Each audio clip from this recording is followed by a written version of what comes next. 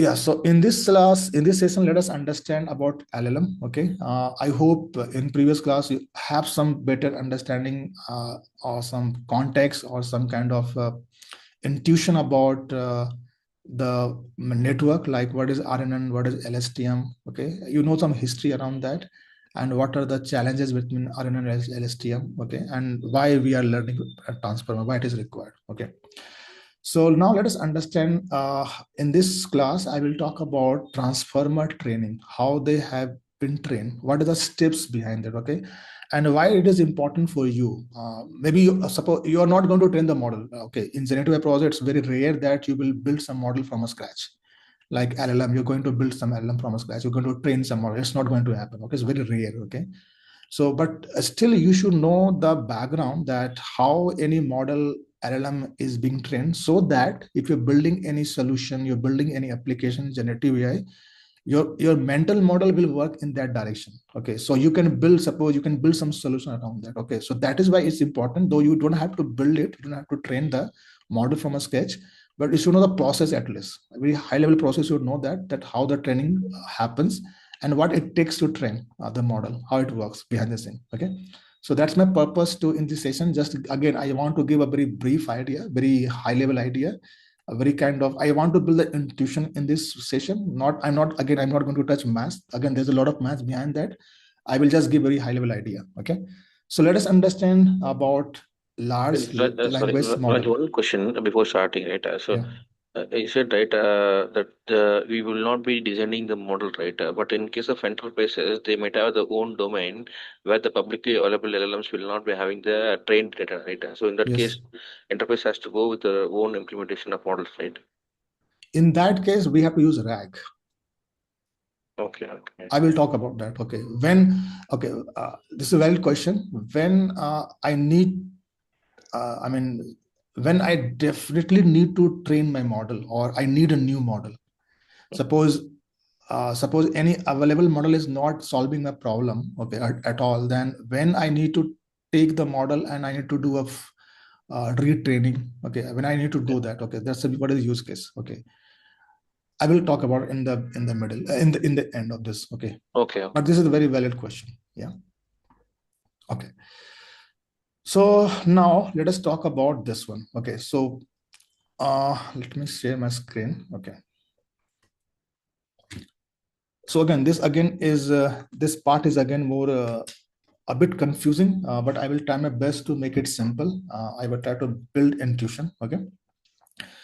So one thing, this is the core of LLM. Okay. LLM, we call it large language model, right? This is what we call it. Okay.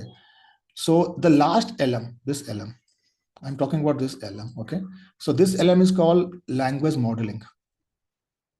So what is the concept of language modeling? First of all, let us understand this language modeling. Okay.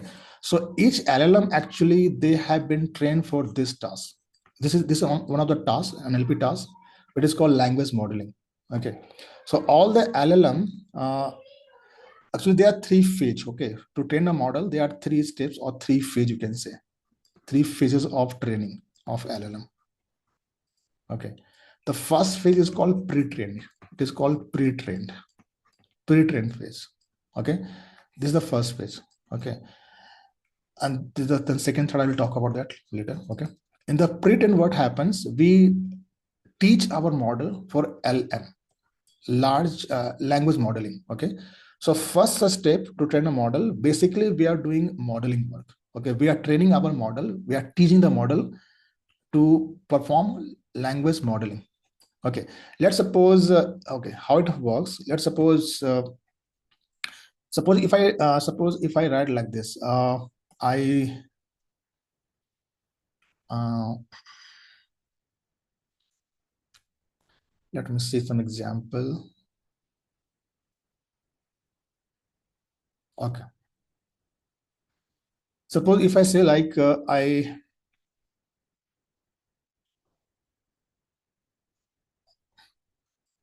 okay, like this, the capital of India, is Delhi. Suppose I'm making this statement. Okay. So let's suppose if you give a task, okay, the task is like this, that you have to predict the next word or next token. You have to predict the next token. Okay, this is the task. This is one of the NLP tasks that we perform.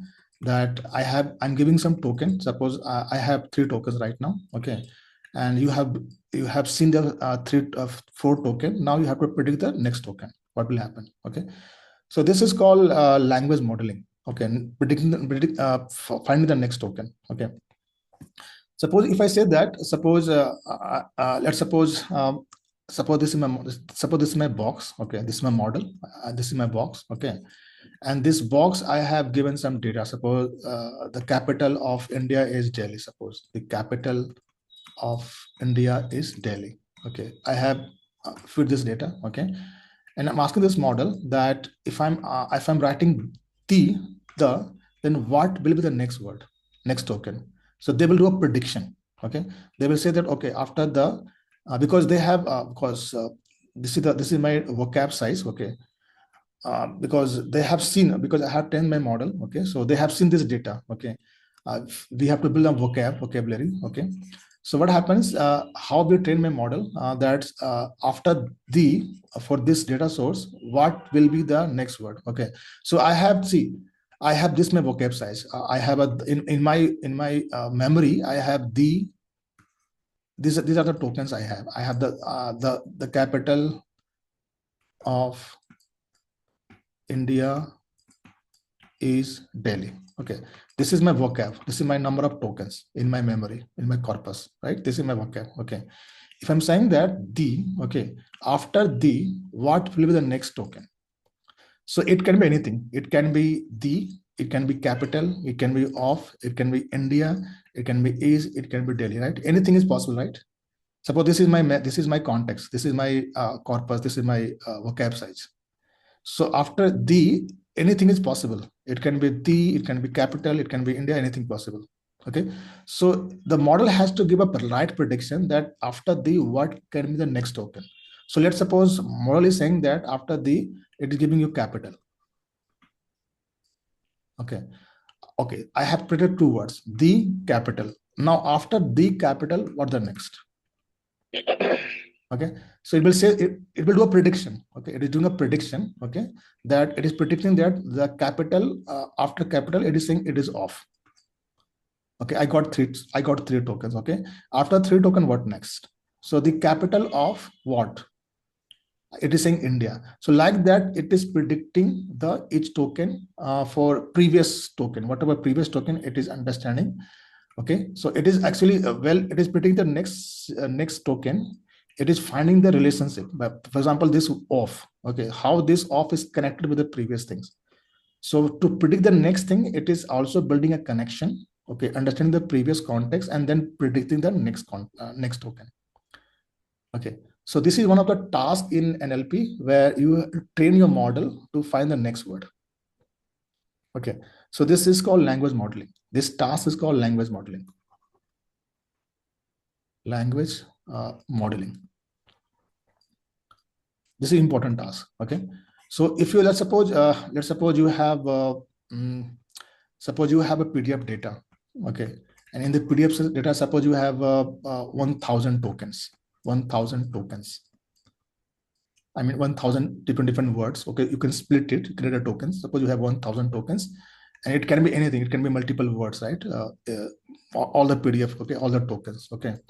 And if I give something that from the PDF that suppose this is a medical data. Okay, if I say that diabetes, suppose this is my first token, diabetes. Okay, okay, now I want what is the next word? It can be anything. It will do it has 100 tokens, 1,000 tokens, right? Because in the corpus I have 1,000 tokens. Okay, so in the 1,000 tokens there are multiple possibilities. There are 1,000 possibilities. So what is the next word? There's 1,000 possibilities. It can be anything. Okay, and my model can make a mistake also.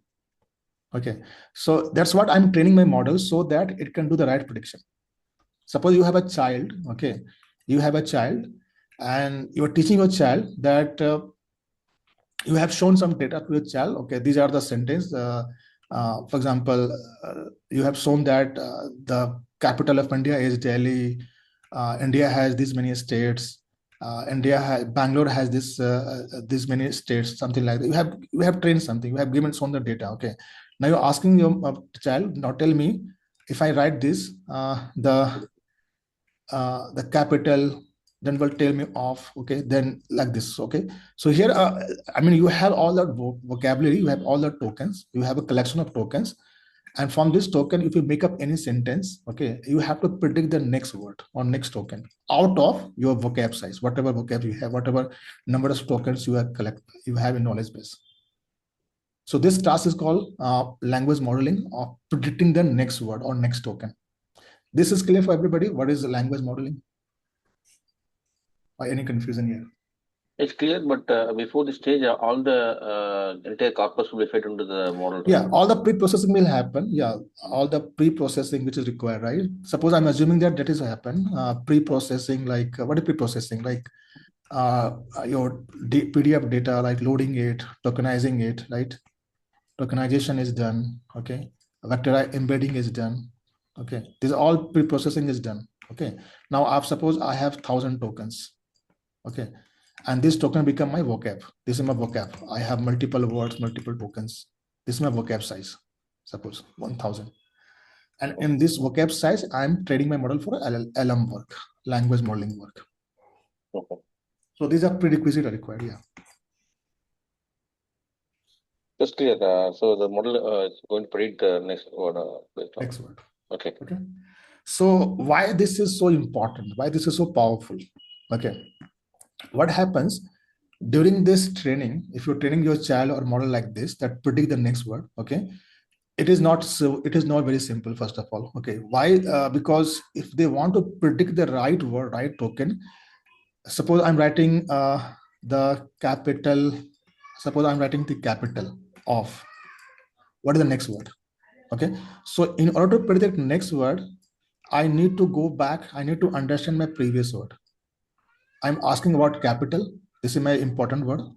I'm asking about capital. Okay, and so they have to understand the nuances, they have to understand the relationship in the previous token. Okay, and based on that, so it is maintaining its memory, it is building its internal state, it's building its, suppose its matrix internal state. Okay, and in this state it is maintaining all the learnings, that how the previous word are important, what they talk, what the relationship, they're building everything, they're learning. Okay, during this process they're building its internal structure, internal memory. Okay, and if they find that, okay, it is talking about capital, okay, it is talking about capital of. Now let us see my corpus. Let us see in my whatever vocab I have, what are the different words are there. Okay, so for all the 1,000 word, it will find a probability. It will find that, okay, this is also possible, this is also possible, this is also possible, like that. Suppose you have 1,000 word. Okay, suppose I have a India also in this token. I have a India. Okay, apart India, I have a lot of things. It's a Bangalore, it is Karnataka, a lot of things in the tokens. Okay, so they have to find the right token. It's not very easy. They can make a lot of mistake. You can say that capital of. It can say that cat. Suppose a cat is in my vocab, so it can predict cat also. The capital of cat, which is wrong, which should not be the cat. Okay, so like this, if I'm training my model and they're able to understand these nuances, the relationship, and is able to predict the next right word. Okay, though it will make mistake. Okay, we will correct it. Okay, but let's suppose it is able to predict the right word, then it's the whole, this model has a better understanding about my vocab. It has a better understanding about all the context, and they have a better understanding about all the relationship. Okay, so if they perform this task, then from this task I can do multiple tasks. Suppose if I ask, suppose if I give a new tokens, new sentence. Okay, and I ask that summarize it. So because of LM, they have already understand, they know, the model know that how to understand the relationship, how to capture the nuances, how to understand these each words are related, how the previous word are related, because they have built that knowledge base. The internal state has been built because of this training. Okay, so if I give a new input, some text, this is I have given some speech, something long speech. Okay, I'm asking to summarize. Okay, so again they will perform this task, LM task, for this given input, and they will try to build a state, or they will try to understand all the context, all the relationship among input. Okay, and then because how it is possible, how they are able to generate this all relationship, because of this training, because of this LM training. Okay, and now because model has already trained, they already know that how to capture the nuances, how to capture the relationship. They already know that because of this training. Then they can generate new things. So this task is more like you can say fundamental task. Okay, suppose if your child, okay, suppose if you want to teach, suppose if you want that your child becomes strong in maths. Okay, what you will do? First you will teach them counting, right? How to do counting, how to the uh, summation. This all you will teach the basic, you will teach the fundamental. Okay, then you can give some very tough question. Okay, and if you, because the training has happened, they understand the fundamental, they know the math, they know the concept, they know the fundamental, they're able to solve a tough problem. So this LM is more like a fundamental task for all the large language model. This do the prediction for the next word, next token. This is clear for everybody, because this is the foundation for every language model. So basically they have been trained for predicting the next word, next token. Yes, yeah, that's clear. Okay.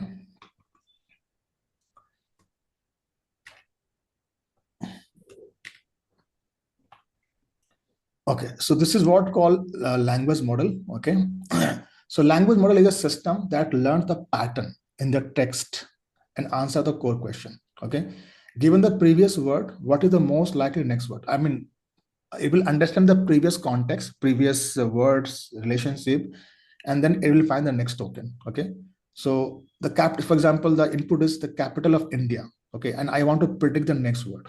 Okay, it can be New Delhi. Okay, so this prediction will happen based on your corpus. I mean, whatever data set you have been feed.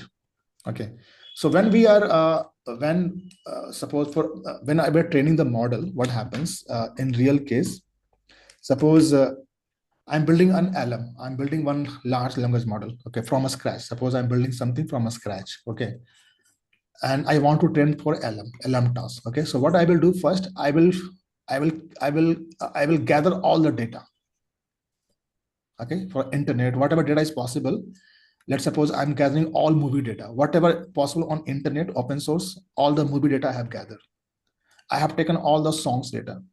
Okay, I have taken all the books data. Okay, I have taken all the Wikipedia data. Okay, so that's what first thing is, you have to gather all the data, all possible data.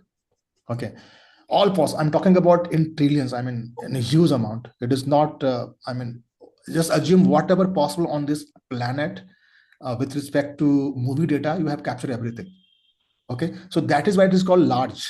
Okay, that is why it is called large language model. Why it is large? Because it's very large. I mean, it's a huge. It's a very huge data. Okay, so just in order to just collect the data is another task. It's a huge task. You are going to feed all the possible data which is possible on the internet, which is on open media. Like suppose GitHub, right? GitHub, all the code, right? Suppose you want to build a agent or model to do a coding. Suppose you build some model. Okay, so you are collecting all the possible data, programming data, suppose on Java or any language. Okay, so GitHub has all the data, so you're feeding all the possible data to this for your training. So that's why it's called huge. Okay, getting this point? And once the training happen, they are building. Once the training happen, they have some internal state. They are building their internal state. Okay, the internal state. I mean their memory. They are building its memory. Okay, this is called internal state. Okay, so internal state is nothing but, you can assume like a matrix. It's a matrix, huge matrix, and this matrix has a trillion of parameter. Okay, this is called that depends. So every model has you will find on internet that every LLM has a training parameter. Okay, we'll say that llama 7. If you say llamas, if you're saying llama 7b, what is mean that it has a 7 billion of training parameter, and this much, I mean this much uh, the state they have in these matrices. Okay, so that depends, this size, this internal state depends that how much data you're feeding while training. Okay, if you have a huge data, you are processing very huge data, your size will be big, your internal size will be very big. So there you can see that for example for example llama, okay, meta, okay, so they have produced multiple models. There are few small model, there's some medium model, there's some large model. Okay, the how we determine the model size, okay, because of their billion how much, I mean how much parameter they are using for the building the internal state. Okay, so if the parameter is less, then they're using less data. The architecture are same. Okay, all the model they're using transformer behind the scene, they have a same architecture, but the data size are different.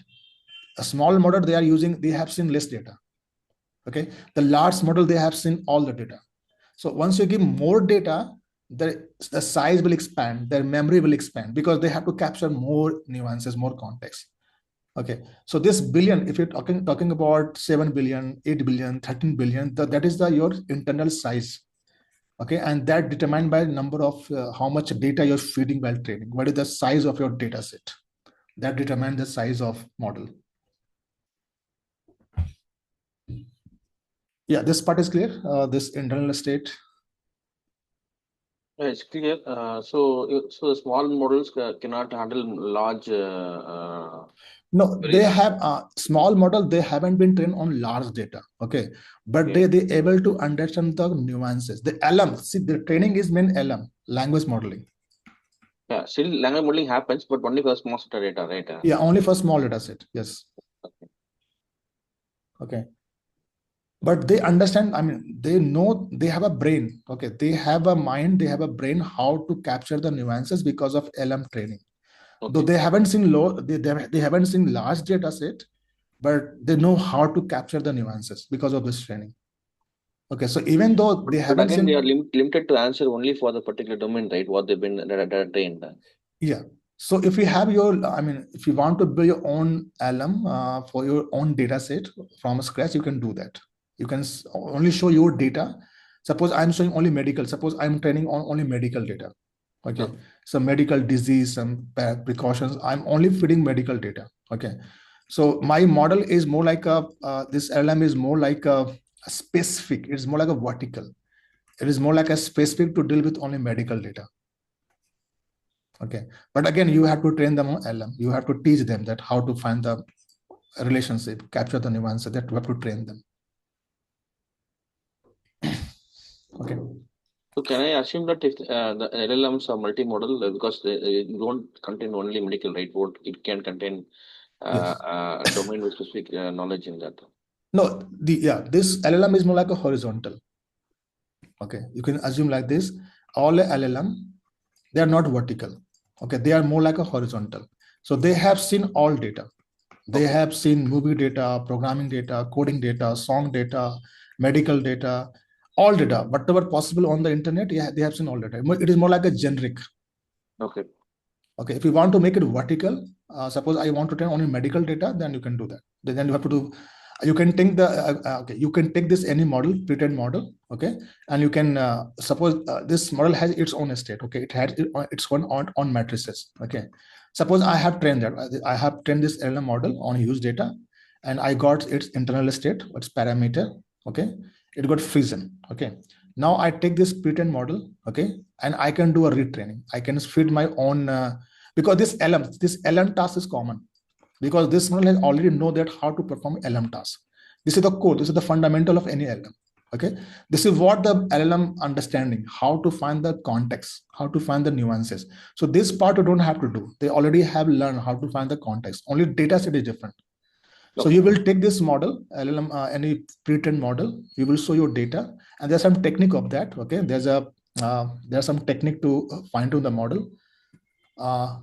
Okay, this is called LoRa, Q LoRa. There's some technique. LoRa is a technique. Okay, you will do a LoRa. You will take a model, download the model. Okay, and you will show your data. Okay, and you will change their weight and bias, whatever parameter they have. So they become fine-tuned for your custom data like this. So now I got the answer for the first question which I asked. So it's possible for the enterprise to do this. Like, Yeah, it is possible. Yeah, it is possible. Okay, okay. But generally, it is very expensive. It is very last option to do it. You can do it, okay, but it's very last option because it's very expensive. It is not easy. Generally, this fine tuning done by big companies. It will not do by service-based company. First of all, forget about service-based company. Mainly, it can done by some big enterprise or product-based company where first of all they would review whether it is really required or not, because it is going to cost a lot of money, a lot of resources. It's very expensive process. Okay. So generally before that, that's why RAG into come picture. That's why RAG is solving this problem. Okay, you don't have to do fine tuning from scratch. The RAG can solve the problem. Okay, I will talk about that. Okay, so this is the model. Okay, this is the, but all the LLM is more like a horizontal. They have seen all possible data. Okay, they are not vertical. They are not a specific. They can do everything. Okay, but if you want to make it a specific, suppose you have your custom data, suppose you have your manufacturing data, your custom data, then you can ground your LLM to for your data grounding. Okay, and for that we build a RAG application.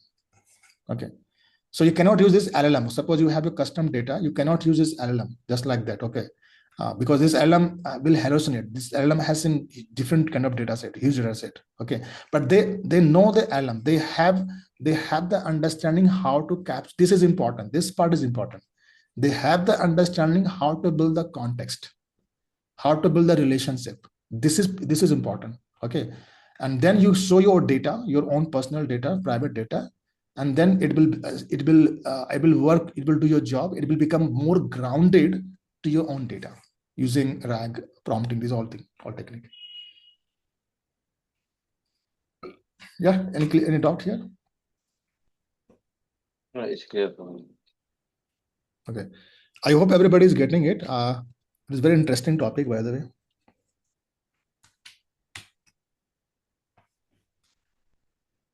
Okay. So can you say the LLM as multimodal? Yeah, it's a multimodal. It can work. Yeah, this has been trained on not only text. This has been trained on images. Okay. They have seen the videos. Okay, they have seen multiple different dimensions of the different varieties of data. So this applies only for transformers, right? Not for the earlier LSTM and RNN. No. I'm talking about LLM. Okay. This concept I'm talking about LLM, not LSTM. No. What I'm asking is kind of passing the other modes, right? Like images. Other modality, right? Yeah, modality. This can be done via previous architectures like LSTM. No, LSTM mostly work on the text data most of the case. If you want to do with image those things, then they just different networks. CNN is a different network that work on image. Okay. But this model, because of transformer, that is possible in LLM. Okay.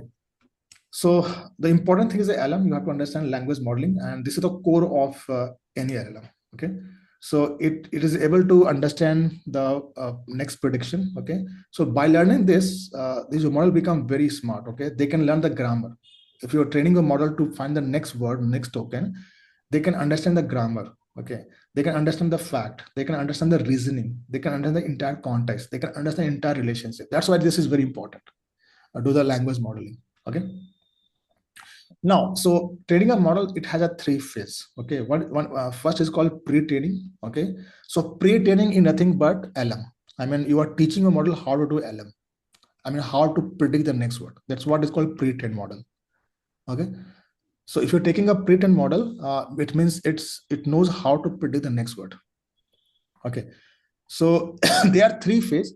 One is a pre-trained model, pre-training. Okay, next is the supervised fine-tuning. I will talk about that. Okay, and third is the human feedback. The three phase goes to train.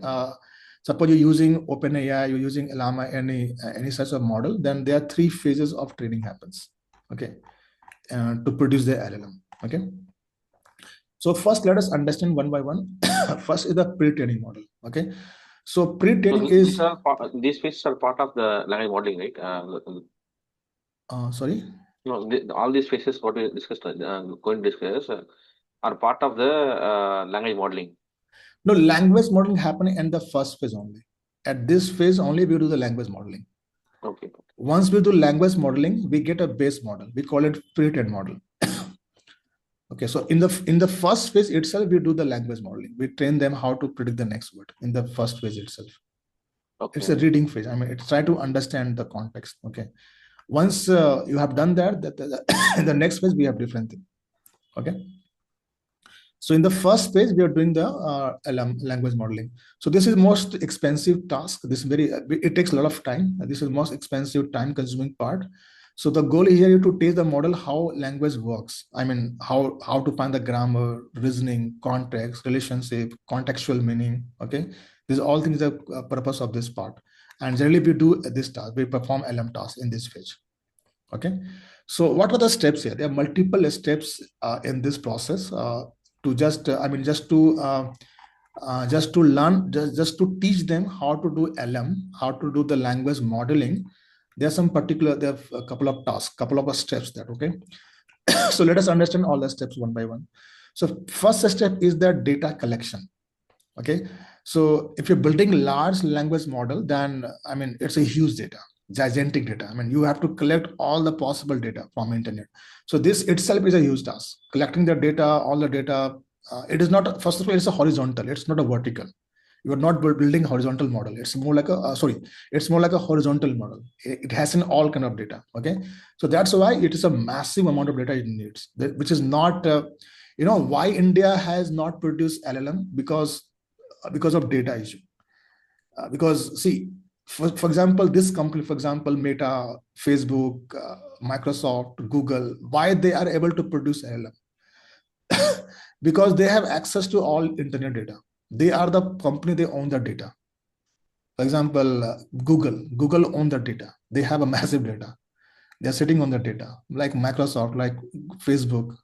This company has access of all possible data. Your Gmail, your whatever performing, your Meta, Facebook, your like what is called chat, okay, Instagram. They have all the data. Okay, so data. This is the important step. You should have it. If you don't have enough data, then your model will not perform. You need more and more and more data. Okay, so there's a concept of neural network, because behind this, they are neural network. Okay, so neural network are data hungry. They need huge data. If you give more data, then it will perform well. Accuracy will be well. Okay. If your data is okay, if you don't have a huge amount of data, you have a data limitation. Okay, then go with ML. So in ML project, why still ML is important? Because not every company has that much of data. Okay, so in order to building a neural network, you need massive data. If you have a data only, then you can build network and you can get good accuracy. Otherwise, you will not find good accuracy. Okay, so this is a limitation. Okay, so the first step is that you have to collect all the data, all the possible data. For example, books, all the books, whatever books data available on internet, which is digital format, you can.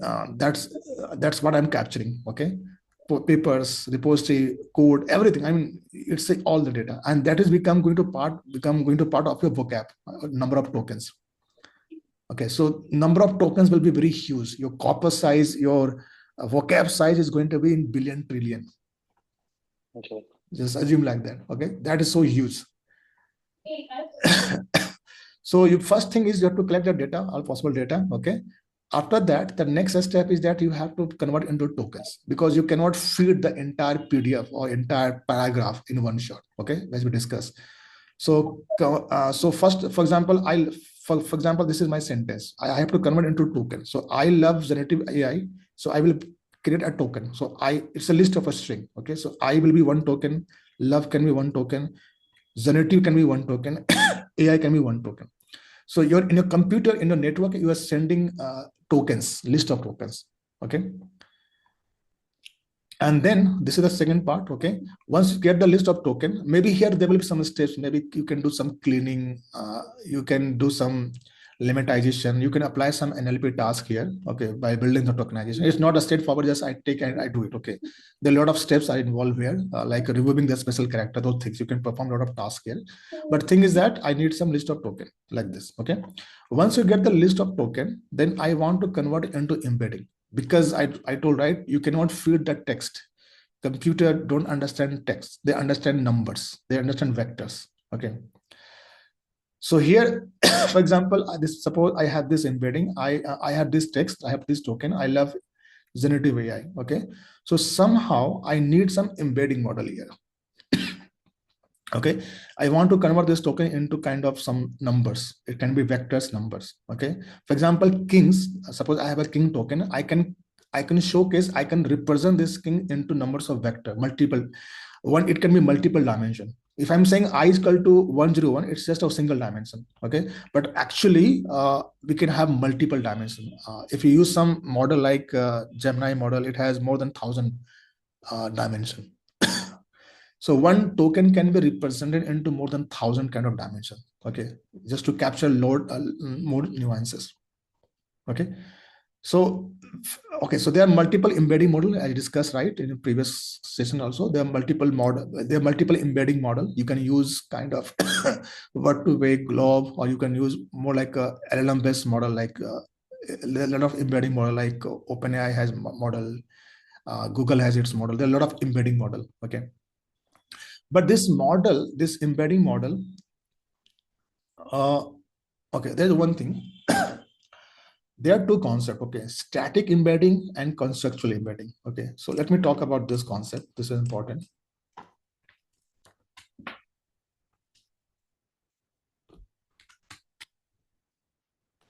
So as I discussed right now, what the second step is, that first step was the data gathering. You do the data gathering. This is the first step. You gather the data. Second, the tokenization. It's very simple. You just convert it to tokens. Okay. The third step is very important, which is embedding step. Embedding. Okay. So you have to convert the tokens into numbers, into vectors, basically called vectors or numbers. Okay. So for the embedding, okay, so for the embedding, what you can do, there are multiple techniques to convert into numbers, okay. It can be a static rule. There are some rule-based, static rule-based. It can be, for example, TF-IDF is one of the way, TF-IDF. You can apply TF-IDF as well. You can apply BM25 as well. These are more like a static rules, okay. It is more like a those kind of rule, okay, or machine learning kind of model, okay. Or also you can apply some neural network type of model. For example, there's a word to vec I discussed, right? Word to vec, globe is there. There are multiple embedding model are there, okay. And also you can apply some large LLM based model, okay, like OpenAI has text embedding model, okay. Google has some Gemini model, okay. So you have to choose some embedding model, okay, to convert into vectors.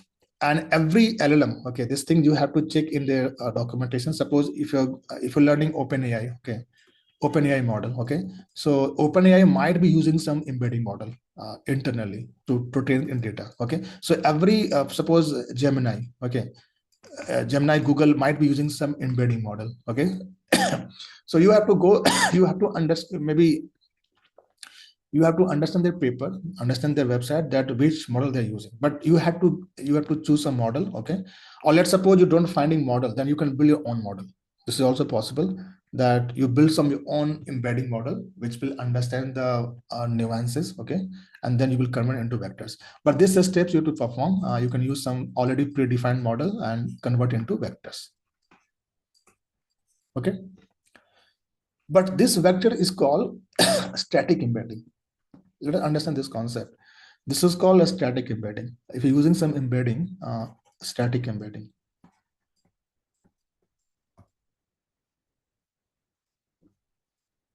Okay. In order to explain that, let me give example. Suppose if I say that I love Apple, I love eating apple.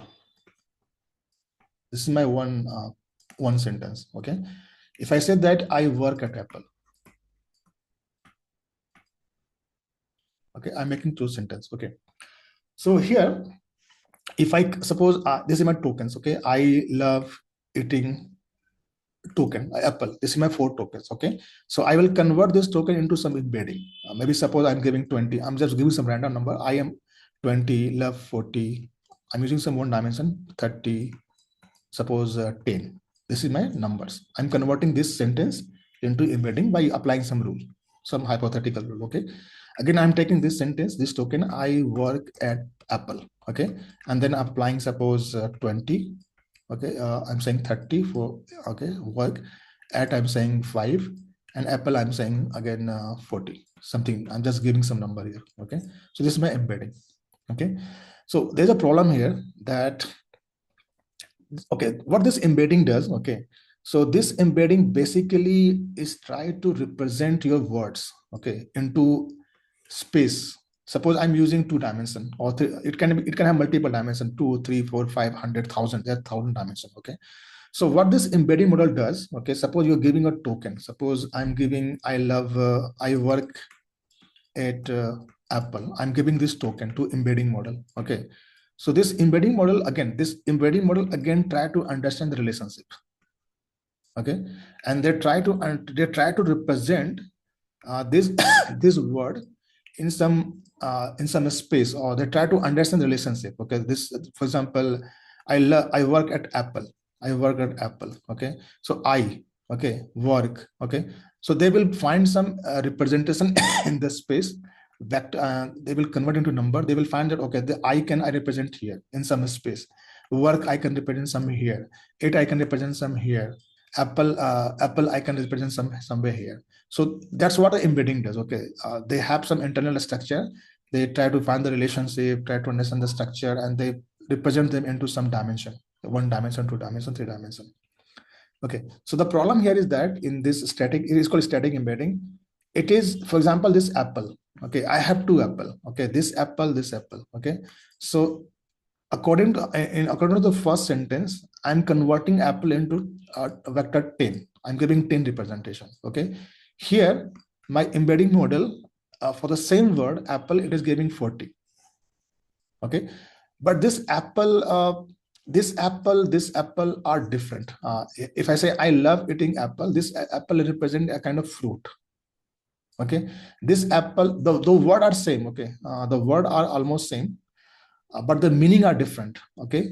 In this case, this apple is referring a fruit.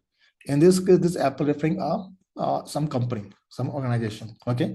So how this this meaning, how this meaning will be different depend upon the context. I mean, this apple are using in what context? Suppose I'm using in the eating context, okay. So this apple has a connection with the previous word. So this apple has a connection with eating. If I combine eating apple, then I will refer it's a fruit. So the meaning of this apple depends upon its context. If I combine work and apple, these 2 words, then I will refer it's a organization, okay.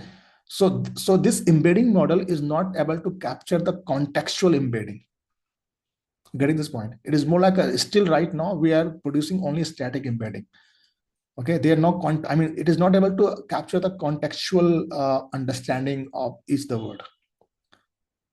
You're getting the point? So this is called a static embedding, okay. But if it is Still, not a contextual, then I would give you the same vector number, right? Since it is understanding context, it's giving different numbers, right? yeah, it is. Yeah, it is.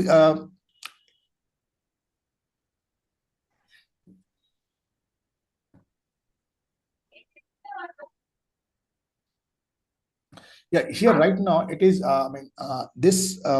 Yeah, it is trying to. This embedding model. They're giving some number for this example, for this apple, for this each word, this token, they're giving some number, okay, generating some number, but they don't have a context information in the static embedding. For example, this apple is different words, right? So they don't have a context, those relationship or context relationship. So static embedding will not have a context information, much in context information. So that is why we use that's why we have a transform model. When it goes into transformer architecture layer, then it again, this all embedding which we're feeding right now, okay, they will convert into another embedding, okay.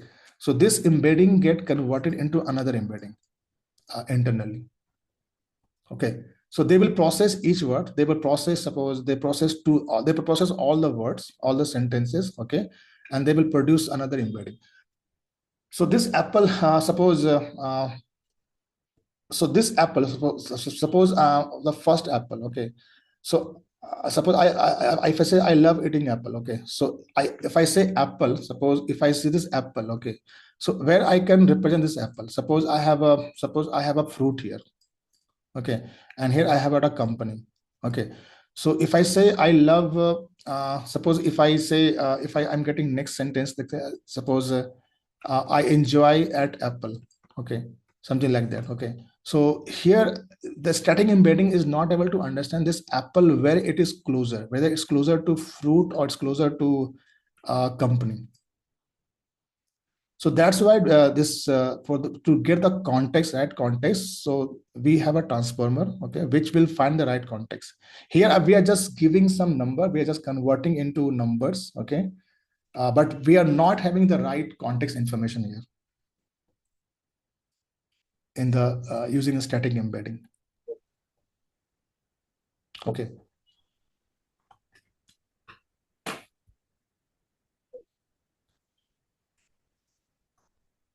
so yeah, so that's a concept here. So but yeah, using some model, maybe okay, once this all sentence goes into architecture, once we feed all the sentences in one shot. Okay, so we will learn later that we again produce new embedding.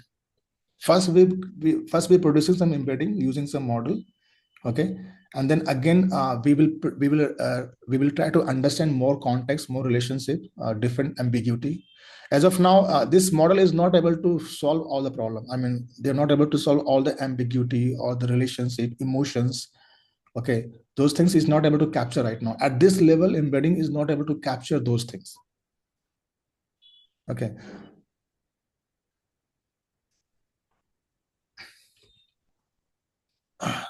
so this is called static embedding. Okay, and this, okay, so this is the data preparation. So first we gather the data, we do tokenization, we convert it into some numbers and embedding. Okay, and then we create our data, we create a sample, we create a training sample, we create our data set.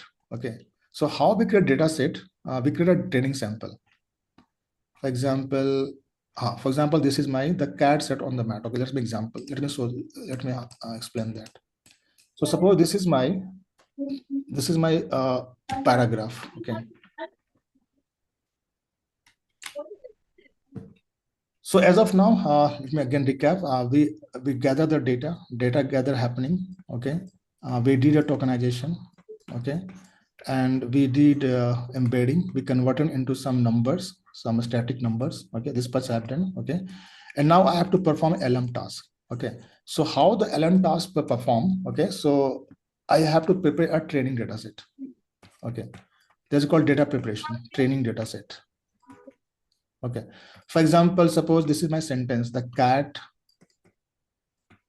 sat on the mat.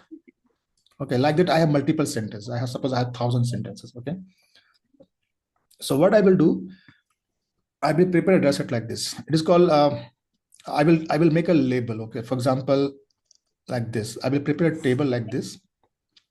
Okay, for example, because we have to do prediction, right? So how the machine, suppose I want to teach my machine to do a next token prediction. Okay, so for that I need to build a ground truth kind of a label, kind of data where machine can refer. Okay, for example, suppose if I say that, suppose this is my vocab: the cat sat on the mat. Suppose this is my vocab. Okay, and suppose I'm writing the. Okay, after the, what should be the next token? Suppose I'm predicting mat, which is wrong, right? So I need to compare. I should have some ground truth, some data, so that I can compare whether this data which is getting predicted is right or wrong. How I will do the validation? Model can predict anything, right? They can make a mistake, right? So just to validate whether this token prediction is right or wrong, I need to prepare a data set. And against that data set, I will do a comparison. and suppose it's wrong, that no, after that it should be cat. Suppose my ground truth saying it's a cat, but I'm predicting mat, so it's a mismatch, right? So I have to correct it. Okay, so once any prediction happens, next token prediction happen, or something it is not as per my prediction as my ground truth, then I have to correct it. So for that I need to prepare data set. Okay, so how we prepare data set? Like this, for example, like this. So suppose for this vocab I will say that the, okay, this is my feature the, okay, and for the prediction is cat. I'm building my data set, okay, and this become like a ground truth. Okay, after that the cat. Okay, so for the cat the prediction should be set. I'm building this kind of structure. Okay, then the cat set. Okay, then prediction should be on. Okay, the cat sat on. Okay, then prediction should be the cat sat on the mat, like this. Okay, so like this, from given token, from given vocab, I'm building my training set like this, and it will work like a ground truth, or where I can do validation on my prediction. So this kind of preparation is important. Okay, got this point? Why I'm doing this kind of data preparation?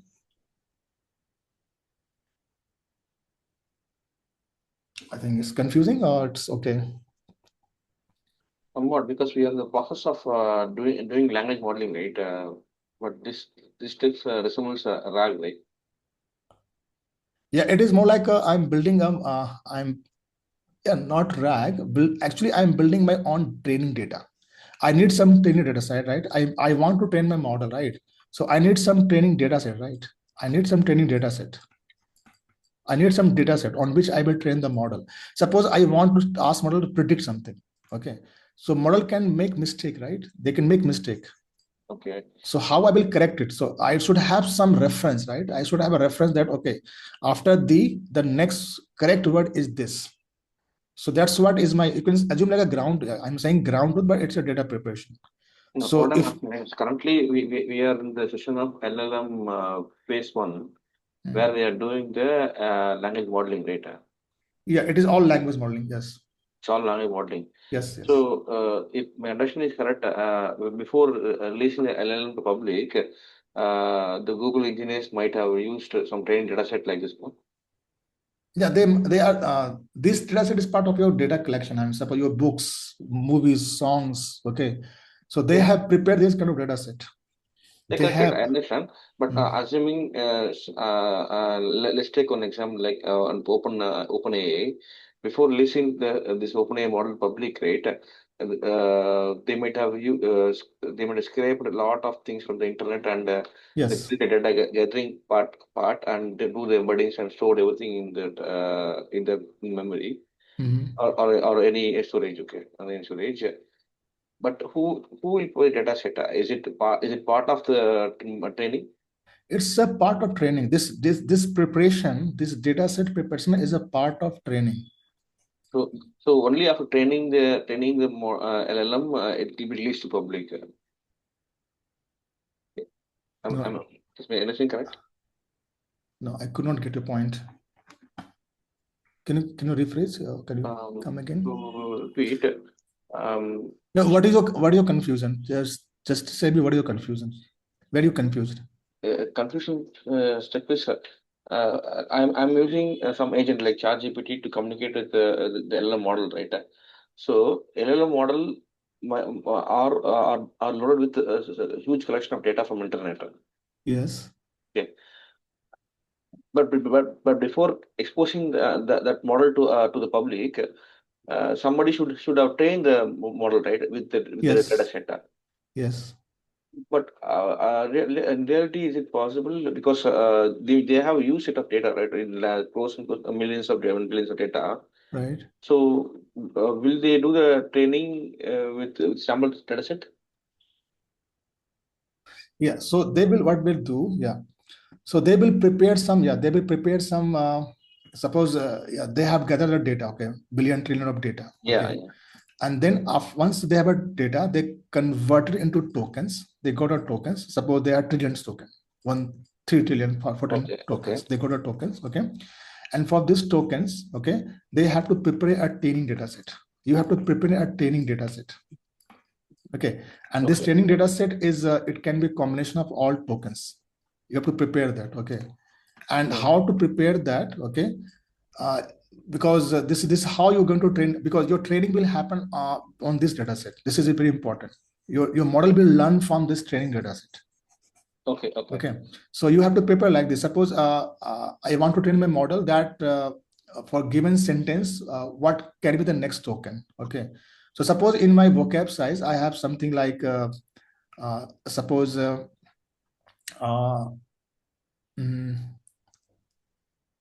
second. Let me open some PDF. Then 1 second. Let me open some PDF. Then I will show you. Okay. I will take some example from there. Then I will show you. It will be better to explain you. Do I have some PDF?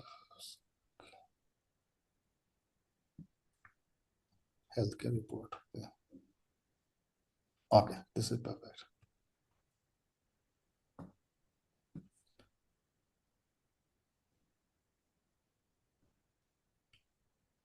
Can you see my screen? No, right? No, not at all. Yeah. I'm sharing one PDF. Can you see now?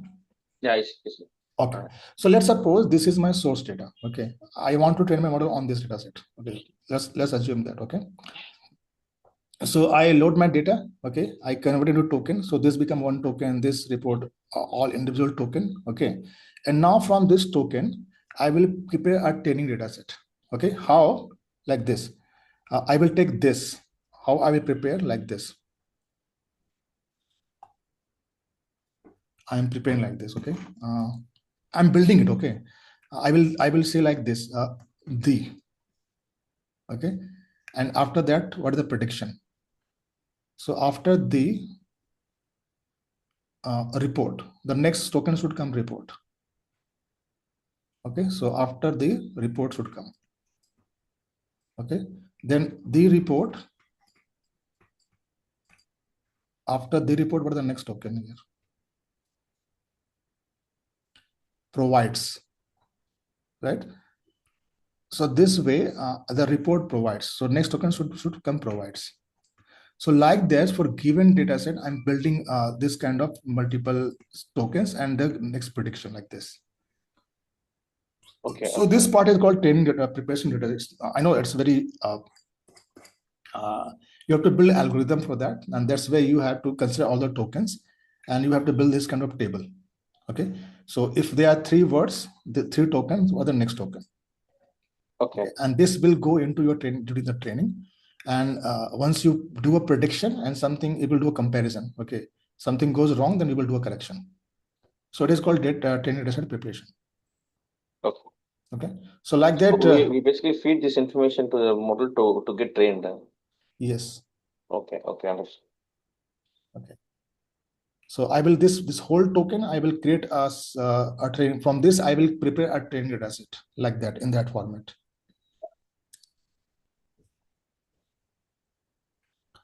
Okay.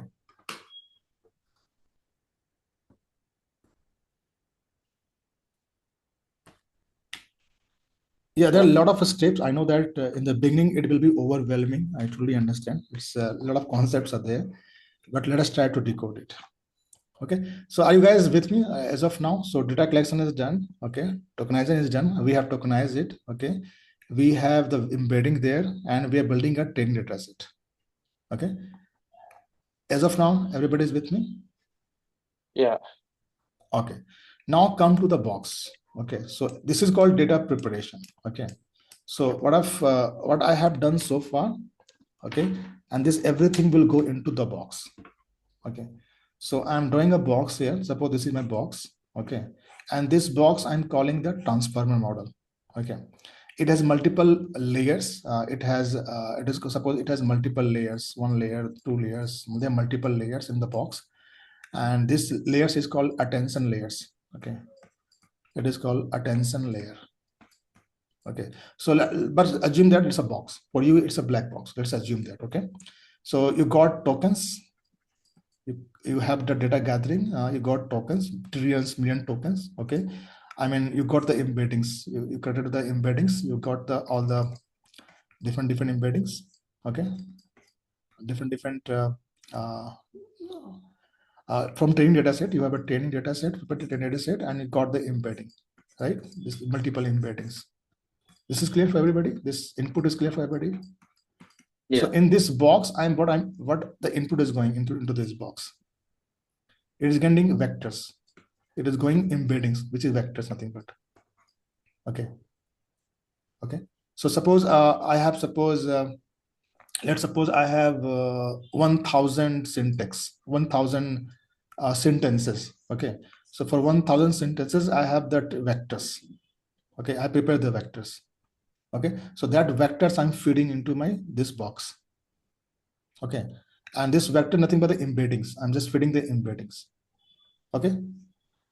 So how what it will works. Okay. So let's suppose I'm sending, suppose I'm sending the cat. I'm just giving this example. The cat sat on the mat. Okay. Suppose this is my word. This is my token. There are multiple tokens, and they have a corresponding vectors for that. Okay. So I'm sending a vectors. Okay. Like that, I have multiple chunks. I have multiple lines, multiple tokens. I'm sending this token. Okay. So this whole vector is going into this box. Okay. This whole thing. Okay. So what it will does internally, how the calculation happens internally. So these are the embeddings. I'm setting the static embedding. Okay. So now it will go into the first thing is called attention layer. There are multiple 7 to 8 layers. They go into this layers. Okay. And this vector I'm passing to this layer, this first layer, second layer, third layer, fourth layer. It can be multiple layers inside that. Okay. And each layer is try to understand this entire context. They will provide one, it is called attention score. Let us understand that. Okay. So they provide, each layer will give you a score. It is called a score. Score. Okay. So what is a score? For example, suppose this is my token. The cat sat on the mat. This is my tokens. Okay. This I need to process. Okay. And suppose for the word, okay, for every token I need to find a score. The cat sat on the mat. I need to find a score. Okay. So for the, I need to find a score. Okay. So these, what this attention does, they find a relationship. Okay. See the word, how much they are connected with the remaining word. This is what attention does. They find a close relationship. Okay. For example, this the, okay, this the is referring what? This the is in what context? If you see that the cat sat on the mat. Okay. So the has a close relationship with the cat, right? It is more attached, or it has more connection with the cat. Yes or no? Yeah. So it will give more score. The will be more close to cat. Okay. So score will be higher for the for these to the for cat, so for the for sat, the for on, the for mat. Okay. So it's a pair. Okay. So which pair has more relationship? The and cat. This pair will be high more relationship, high more score. This is not connected much for sat, right? So this way it find for every token how this token is connected with another token. They find a score like this. For example, if I say now cat, okay, this I'm taking second word, cat. So this cat is how much connected with the other tokens. So this cat has a more connection with what? Sat. If I say cat and the, any connection is there? Cat, okay, between cat to cat, it's always connection, it's 100%, because it's the same word, right? But for cat and sat, so this sat has been spoken, this sat has been talking about the cat. So this cat has a close relationship with the sat, because this is a verb, right? Sat is a verb. So this verb has been used for this noun, cat. So this way is find a close relationship. among all the token, that which token is connected with which token. So actually, it's building a memory, just like a RNN, right? How the RNN does, right? It is processing each word and trying to find its memory, building its connection, that how each words are connected to each others. It is doing similar like that. It is finding, giving more score. It is giving a kind of connection between all the words. Okay, and it happens in multiple layer, not in the. It is happening into 7 to 8 layers. Okay, so it is trying to find multiple things. It is trying to understand the verbs. It is trying to understand the grammar. It is trying to understand the adjective. It is trying to understand the relationship. It is trying to understand the context. A lot of things. Every layers is trying to do a lot of things parallelly for the same from the same tokens, from the same vectors.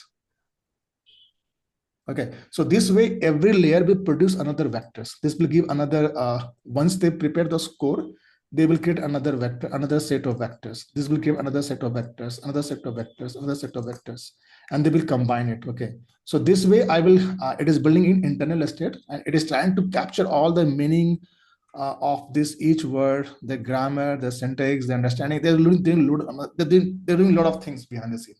I mean, they're trying to find everything about that meaning of that word.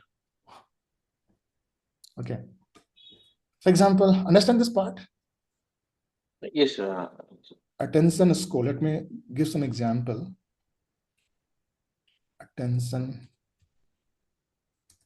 score and transformer picture.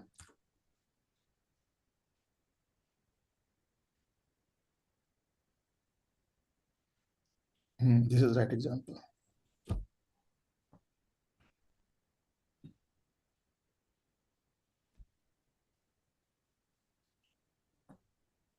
Yeah, you can read this article by J. Almer. He started explaining the same thing. This picture. Okay, see.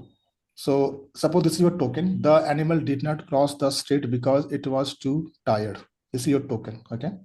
So you're passing this token to your first layer of attention layer. Okay. So it is trying to understand the connection. Okay. So okay. So because you can see that this it is how much connected with the remaining word. Okay. So this it is how much it has a more relationship. So if I say this, the animal did not cross the street because it. So this it is talking about what? What is it is referring to? So it is referring to animal, right? I'm talking about this animal. So this it is nothing but it is talking about animal, right?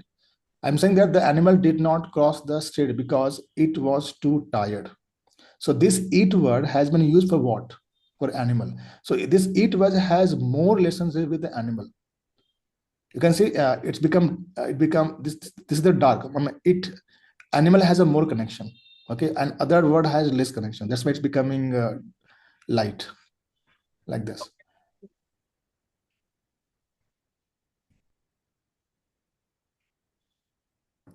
So there are a lot of math happens. I'm not going to math, but this is what it does. It finds the relationship. Okay, let me go in more example here.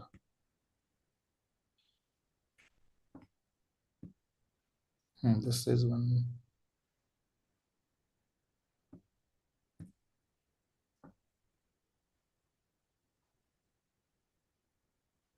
Yeah, like this. You can see this. This is how doing. It happens in the multiple layers. You can see it is trying to find the relationship, finding the score for each token, how they connected with other tokens. You can see that. This visualization is somewhat better. Yeah. Okay. So it's very. This is really smart. This transformer is really, the way they have architecture is very smart. They're trying to find all the nuances. Okay, grammar, emotions, context, adjective, verb, noun, pronoun. They're trying to find everything. Okay, so it's very complicated, but this is what happening at attention layer. Okay. So the output of attention layer is to give a score, and based on this vector, embodies be summation. Yeah. So whatever you have submitted as embedding, they will again transform into new embedding. based on the score. Okay, and that will be the contextual embedding. So it is trying to find more context. It is not a static embedding now. Okay, so because it has find the relationship among all the token relationship, non-pronoun, everything had found everything into multiple layer. Okay, all the ambiguity, everything have found. Now it is building a right contextual embedding. Clear? So this is what happened in the attention layer. So you're feeding your vector, you're feeding your embeddings into vector layers. It is trying to find all the ambiguity, all the relationship, and producing another vectors, and that vector then perform another on that vectors which I got it. Okay, then it perform do the task. Let me show that.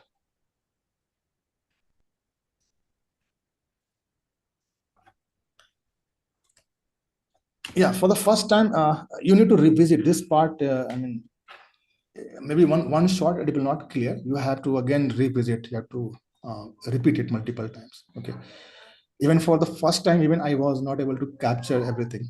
It took even me for me to some time to understand this everything. Okay, so yeah, so once you prepare the embedding, okay, then you have to pass this into transformer, which is nothing but your attention mechanism, your attention layer. Okay, it will go into attention layer. Okay, and it will read everything from left to right, right to left, reading everything. I mean, they do a lot of I mean, it's a math there. Okay, it's completely math there.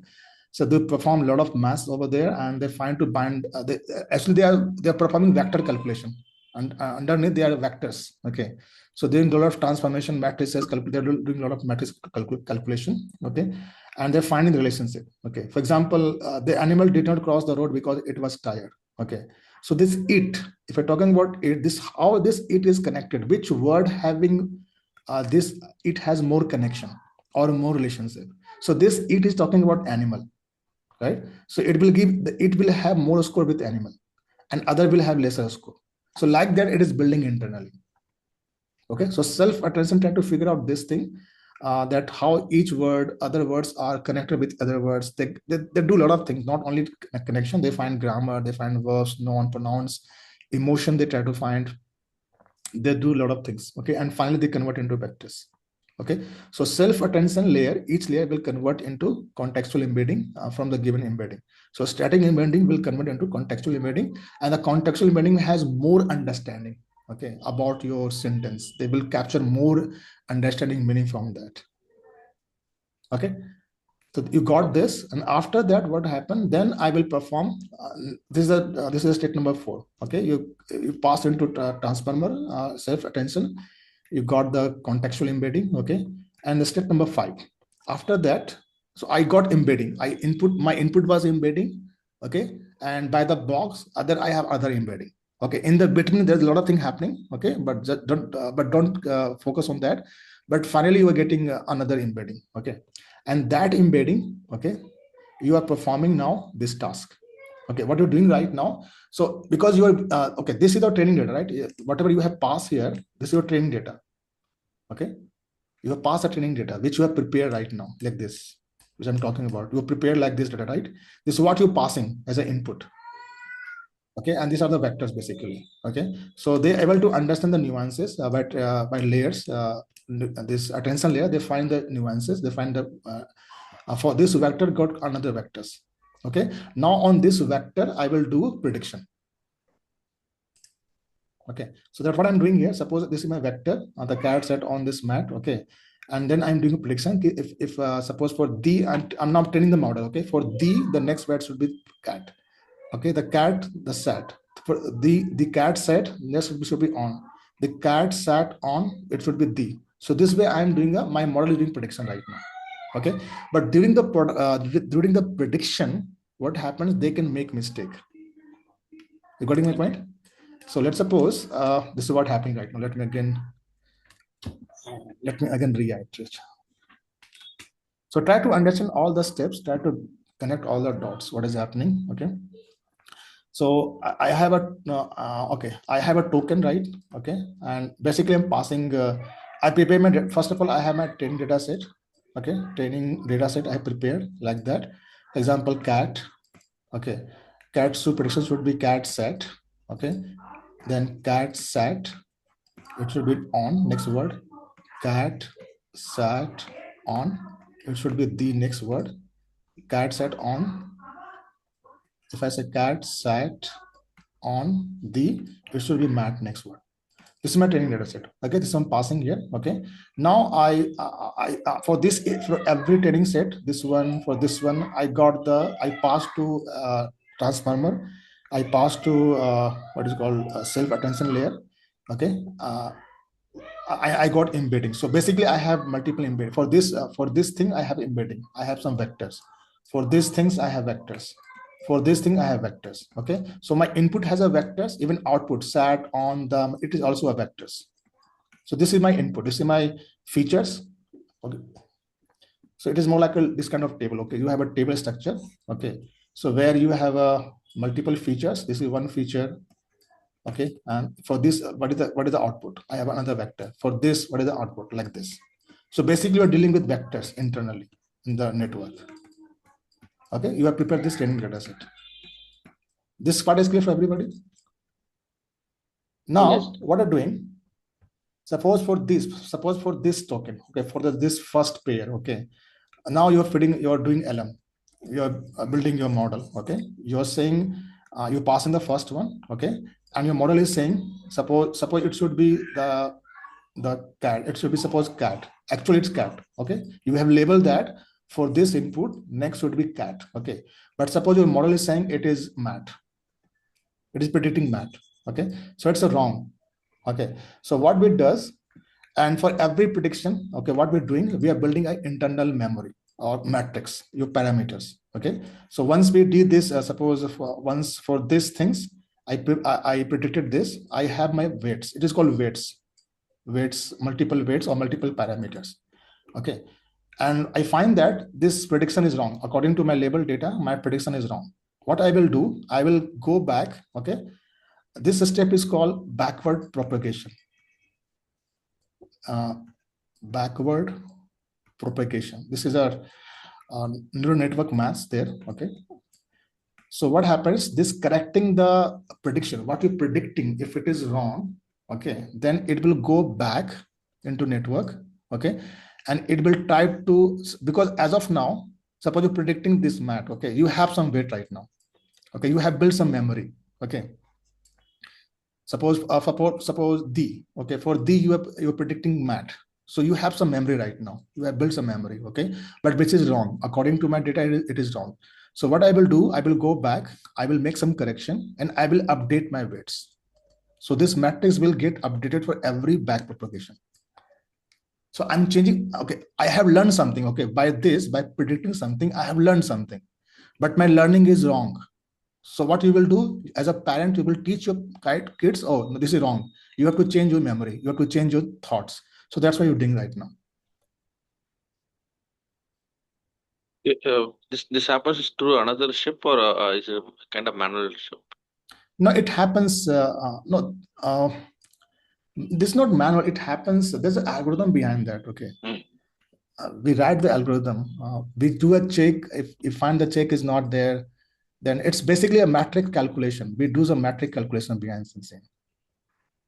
So again, the same iteration follows, right? When the backward propagation applies, it will go to the attention layer and give a different score. No, it will not go to attention layer. Okay. Attention layer had done his work. Okay, they have done the meaning. Okay, now you're predicting something, but your prediction is wrong. Okay, according to label data, your prediction is wrong. Okay, so during this prediction, you have built some your memory. You have some state right now. Okay, but your prediction is wrong. If prediction is correct, then I don't need to update my weights. It will remain same.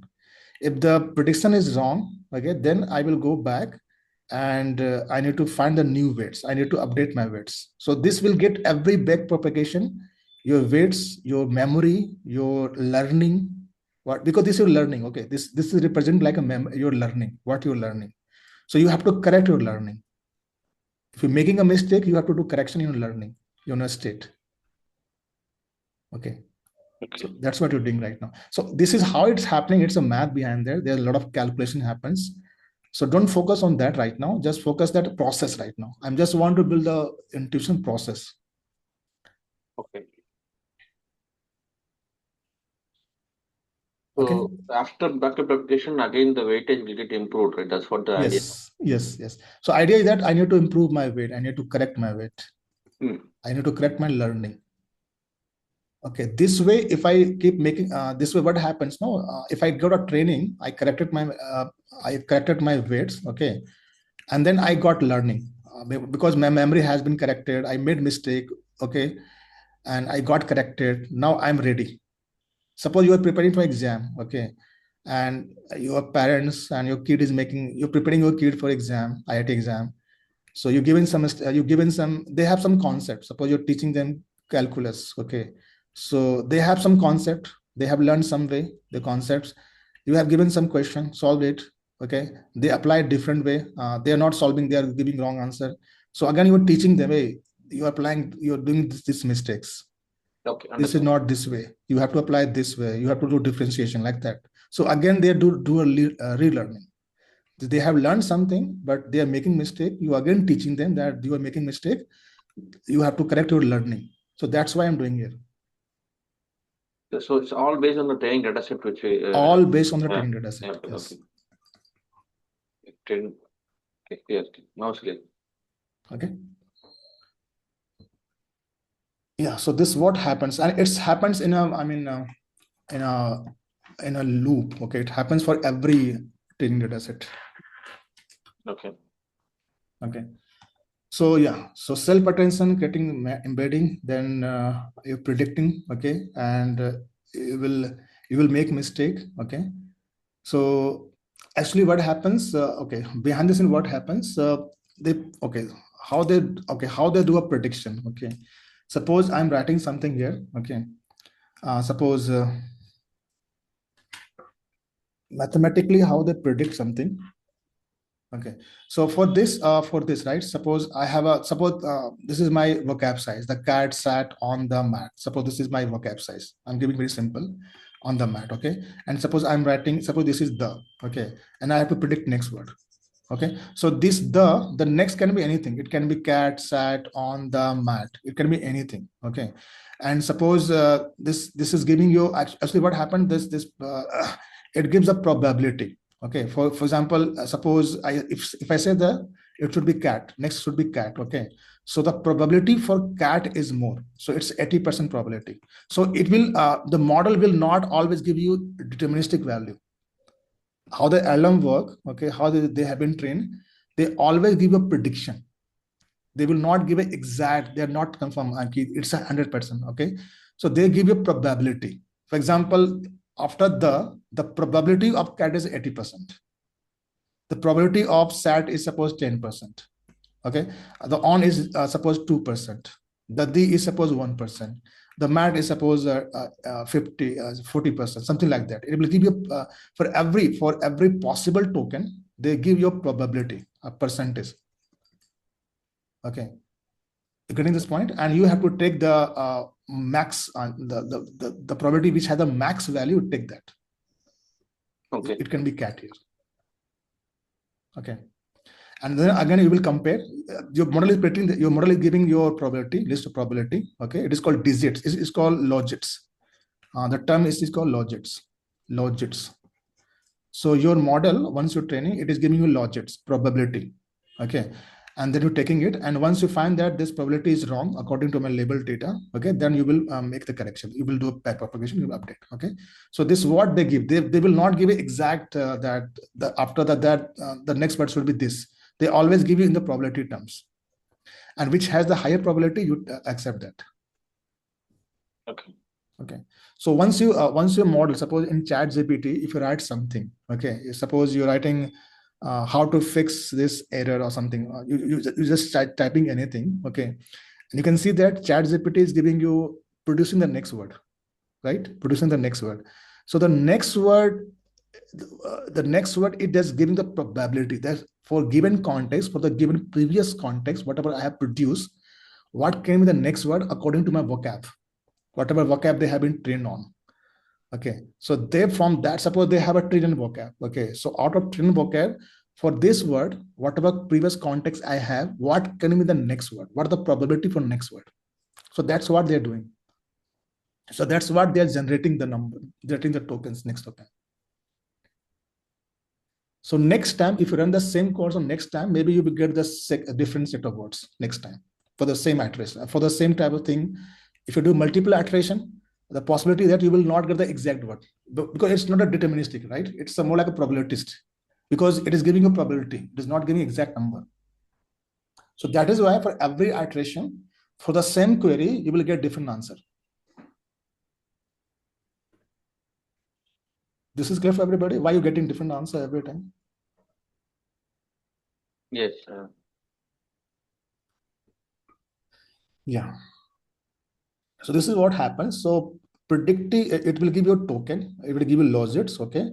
And after logit, we apply shortening. There's a shortening function which will give you the percentage, okay? I mean, what is the percent? 80%, 20%. We apply shortening function, okay? And we compare with the correct token. If something we find wrong, my prediction is not correct according to my label data, we do a back propagation. Okay, so this always this happens. This is the backend. Okay, once you do a lot of backward propagation, okay, thousands of billions of backward propagation. So the idea is that whatever I'm learning, whatever matrix I'm producing, okay, this is what I have to update. This is your learning. Okay, so as a result, the output is matrix. This is your learning. Okay, so this matrix represent your learning. That how the model has learned. This is your representation. So this is your, I mean, this is the output of learning of the model, your matrix.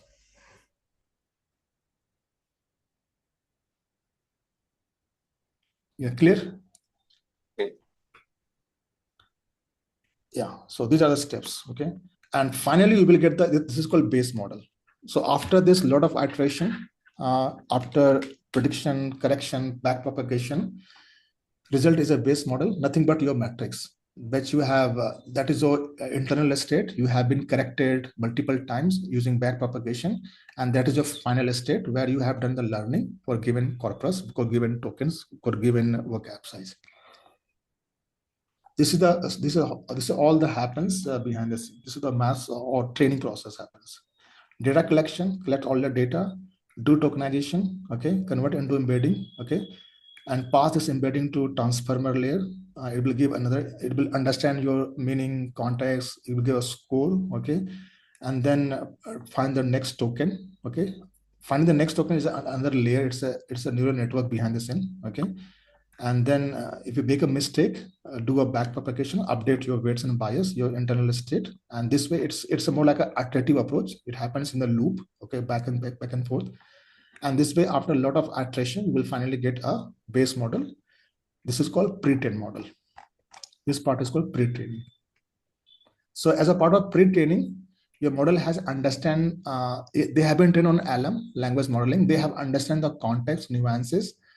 I mean, they have understand all the corpus. They have understand all the relationship in your given given vocab.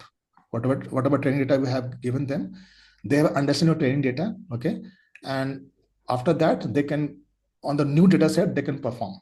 Suppose you have taught your student, your kids for mathematics. You have given all the trainings. Okay, once they go for exam, they can solve the problem because they have built the context. They have built their internal state context. They have learned everything: how to solve problem, how to do maths, how to do calculus. They have learned everything after the training. Now they can solve the real problem. Okay. So same thing, I am trying to explain the maths. Okay, I'm giving some pseudocode. Okay, what is happening? Just to explain. So I have a text. Okay, I convert it into token. Suppose this is my corpus. Okay, the cat sat on the mat. I have a token for that. Okay, so for now it is called forward pass. Okay, so what I'm doing here, for token, I have an embedding layer. I'm converting into embeddings. Okay, and then for each embedding, I'm passing through transformer layer. Okay, I'm getting hidden state, self attention score. Okay, and for self score, I'm again passing to network. Okay, I'm getting logits, I mean prediction. Okay, and for this prediction, converting to probability. Okay, and then I'm passing the loss. I'm just comparing that whatever prediction happened, it's a wrong. How much loss is there? I mean, it is accurate or not? Okay, so I will find the loss. Okay, and then I will do, if there is any wrong, then I will do a back propagation. Okay, I will use some step, and then finally I will get the, this happens for millions of steps. It's a long, it's a huge types of steps happen. Okay. And finally you will get the final state, final matrix. The result of this whole thing, you will get a final matrix having all the weight and bias, all the weights which get trained on. Yeah, so are you able to build this intuition? I know that's for the first time it will be overwhelming, but are you able to get something? Are you able to understand how it is happening behind the scene? Pre-training, and this is the most important part of the phase. It is time consuming also, but it is the core. It is the main brain of LLM. Okay, this is what they have been just training. checking in the background how much time it have taken for training the LLMs in the market. It takes more than months. Okay. For only for this phase, no, it takes more than a month of time. Oh, yeah. Okay. Okay. Yeah. So now after this, you got the train model. It's a called pre-train model. Okay. Now model has a capability to understand the context, nuances, word, meaning, understanding. They must have the context. Okay. But right now there's a problem that right now what will happen, suppose it has trained. Okay, the model has got training, they understand how to predict the next word. Okay, suppose I have a pre-trained model. Okay, suppose I got a pre-trained model. Okay, I got my pre-trained model. After the phase number 1, I got my, it is called pre-trained model. I got the model. Okay, so this model has been trained on LM. They understand how to find the next token. Okay, if I give a new task, suppose, okay, I give a new task. Okay, that suppose I have suppose I have suppose I have a meeting notes. Okay, I have some meeting notes. Okay, and I want to ask this model to do a summary, just summarize my meeting notes. Okay, and suppose I have the word suppose the X person, suppose like that. Okay, so what it will does, it will not summarize. Okay, it will do the next word prediction. Okay, so given suppose it will suppose it has 20 lines in the meeting notes. Okay, so after 20 lines, okay, it will read the 20 lines. Okay, and after 20 lines, it will find some, it will give you some new words, new tokens, like this, because this is what they have trained. Okay, they have trained for find the next tokens. Okay, so as of now, pre-trained model, you cannot do for like summary or kind of generation. Okay, you cannot use for RAG for generation. Okay, because they have been only trained, they have only understand the context, they find the new token. Okay, so after that, what we do, we again train them that how to generate some response. So as of now, they know the context. Okay, they are capable to understand the meaning context. Okay, but they're not able to generate. Okay, so again we do a fine tuning. So first we do a pre-training, they understand all the context, and after that we give some actually after that we make an assistant. They are just right now they are just a base model. Okay, now I want to convert into assistant which can really cater my problem and they can do my tasks. Okay, so we teach them how to follow the instruction. They will then just do autocomplete. As of now, they are able to autocomplete, they are able to predict something. So this process is another process where here the prompting comes into. Okay, so we give some we write some high quality example of prompts. Okay, an ideal response, like we build a ground truth that this is my prompt, this is my response, this is my prompt, this is my response. Like that we prepare for example, this is my prompt, this is my response. Okay, I give a ground truth. Okay, and then I again train on that a small, we again prepare a data set like that. Okay, that if this is the question, you have to generate this answer, this like this. Okay, so again we train them. Okay, and that after that they become like they can generate something. So this is another case of training where it's called instruction phase, where we are giving instruction to model how to respond some question. So again, I'm preparing a data set here and I'm giving a training. So after this, okay, as acceptive model, it can chat now. I mean, it will not only predict next word, it will generate something. It will follow instruction according to your prompt, according to your question. Right now in ChatGPT, right, you can give a question and it can answer you. So it is able to answer because of this training. Okay, so now they can answer you, they can follow the instruction. Okay, but still they can hallucinate. Okay, Again, for that, we have to do grounding. That's why we have to RAG here. But now, as at this point of time, they're able to understand your instruction, okay, and they can produce some result, okay. And after that, after this phase, in phase number 3, okay, this additional phase where we provide during the training, what happens now? As a human, we provide feedback. Suppose they are producing some results. Suppose as of in the phase number 2, I have trained them how to produce result for given question, for given prompt. This is how you have to produce the result. This much training I have given them, okay. After that, if they produce the result, what this model is doing, they are also providing feedback, okay, that if you're producing this result, it is not good. You might have seen that in ChatGPT, they produce the result and they give you 2 options, which one you want to prefer, okay. So that's what you're doing. It will generate the response, and we are giving feedback during the training also itself. We are giving feedback that this response having this score, okay. That's like that, okay. So what will happen, it's another algorithm, okay. I'm not going to math there, it's again pure math, okay. We do a lot of optimization there, okay. So we give up points, okay, for good number, for rude number, like that. It's called reward model, okay. So once they generate the response, we give a model, okay. Again, they learn, okay. Suppose for this response, they have given 10 number. I mean, this is better. So LLM will have its mind that, okay, for this kind of response, this kind of question, I'm getting better model, better reward, then I will generate this kind of response next time.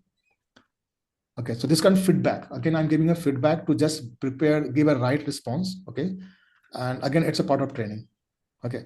So this way you become a refined model. So now the model is able to understand the LM, understand the context, everything. They're able to produce the result because of instruction phase, and also they're able to produce quality result, not only result because of feedback. We have given a lot of feedback, ranking we have given, okay. We have rewarded the good question. So now because of that, they're able to produce a good result, okay. It refused to answer illegal question, try to polite, okay. They like, I mean, I'm further redefining it, making it better and better. So the most expensive step, most time taking step is the first step, pre-training model, okay.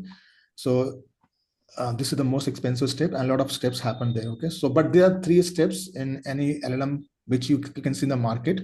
So they have been gone through 3 phases. First page is the pre-trained model, okay. Then they have gone through instruction phase. They have seen a lot of prompts internally during the training itself, okay.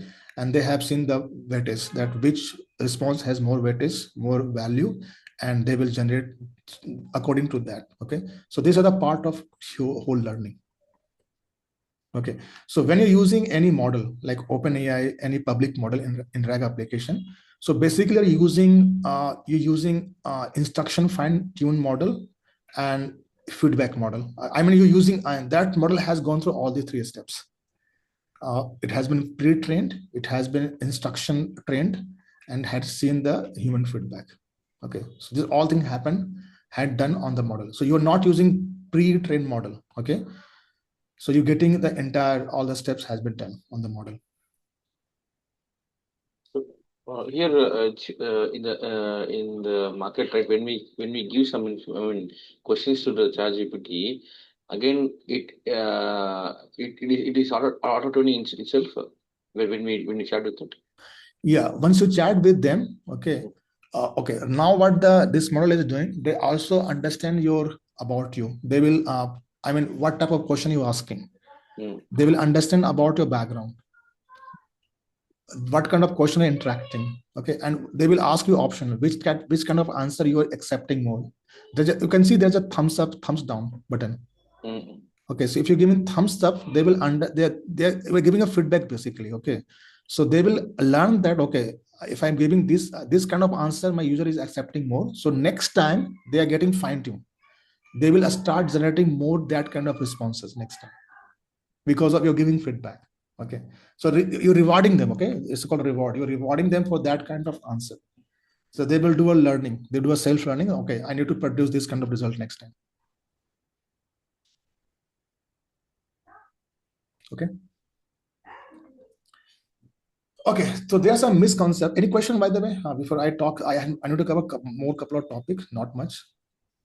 So anybody has any confusion? Did you understand the concepts, how it is happening, how the LLM is getting produced. In the phase 3, right? Phase 3 is occurring, no? Because this is a human feedback. No, it happens during training. Okay, this part is happened during the training. Okay, in training. even Okay. after training, even after once the training is done, okay, it is gone into production. It is available. Even after that, they do self learning after even after that. But this is I'm talking about from a training perspective. Okay. Okay. This is till training. Okay.